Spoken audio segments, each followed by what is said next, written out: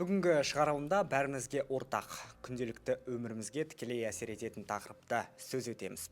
Баға, ипотека және коммуналдық төлемдер. Үкімет бағаның өсуін тоқтатып, баспананы халыққа қолжетімді етуге бағытталған дағдарысқа қарсы жаңа шараларды жариялады. Жақсы жаңалық сияқты, бірақ бұл жолы бәрі шын мәнінде іске аса ма? Менің есімім Ержан және сіздер Жас Вайб YouTube арнасын көріп отырсыздар.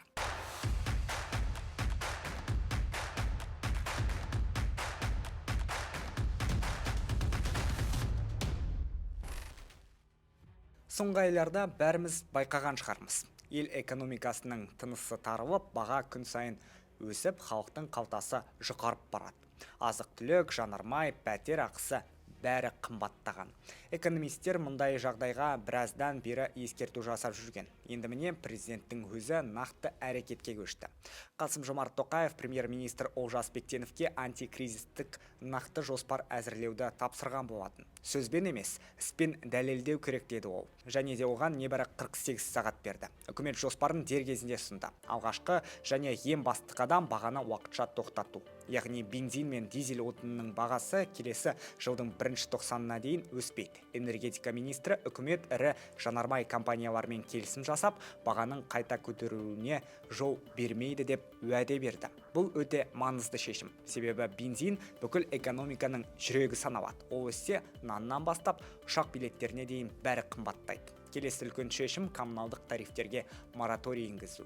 24 жылдың 16 қазанынан бастап 26 жылдың көктеміне дейін жарық, жылу, су және газ бағасы өспейді. Бұл жаңалықты қалада, ауылда бірдей сезеді. Үкіметтің айтуынша қызмет сапасы төмендемейді, инвестициялар тоқтамайды, ал коммуналдық жүйе бұрынғыдай тұрақты жұмысын жалғастыра береді.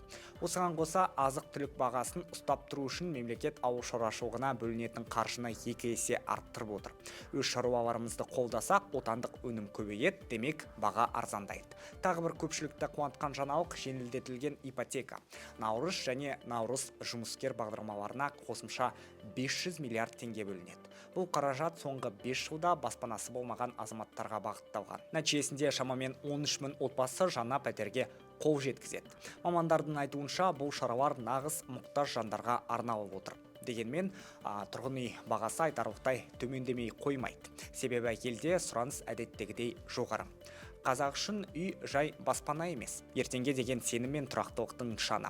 Тағы бір жақсы жаңалық, енді лизинг тек кәсіпкерлерге ғана емес, қарапайым азаматтарға да қолжетімді болмақ. Бұл әсіресе отандық көлік сатып алуды жеңілдетеді. Бизнесте назардан тыс қалған жоқ. Жаңа салық кодексі қабылданғанына қарамастан шағын және микробизнес үшін жеңілдетілген декларация сақталып, кейбір шектеулер алынып тасталады. Енді тыйым салынған қызмет түрлері небәрі 44 бағытпен шектеледі. 25 жылдың 1 қаңтарынан бастап шағын кәсіп иелеріне қойылатын тексерістердің көбі алынып тасталады. Экономистер мұны үкімет өз ыңғайынан бас тартты деп бағалайды. Себебі тексерістер мен салық қысымының азаю бюджетке түсетін қаржының азаю дегенді білдіреді. Бірақ экономика ғылымдарының кандидаты Сапарбай Жұбаев айтқандай, басқа жол жоқ. Жаңа жоспардың алғашқы нәтижелері байқала бастады. Баға тұрақталды, жанармай нарығы тыныш, коммуналдық тарифтер өспеді. Шаруалар қолдау алып, өндіріс көлемін арттыруда. Ал жеңілдетілген ипотека мыңдаған отбасы үшін нақты мүмкіндікке айналды. Шағын бизнесте біраз уақыттан кейін алғаш рет мемлекеттің шын қолдауын сезіне бастаған сияқты. Қысқасы, Қазақстан бұл дағдарысты сабырмен жүйелі түрде еңсеріп келеді. Ең бастысы, бұл жолы шешімдер есеп үшін емес, халық үшін қабылданып жатыр деген сенім пайда болды. Ал сіз бұл жайында не ойлайсыз? Айтылған өзгерістерді өз өміріңізде сезіндіңіз бе? Баға, коммуналдық төлем, ипотека тұрғысынан айырмашылық бар ма? Пікір қалдырыңыз.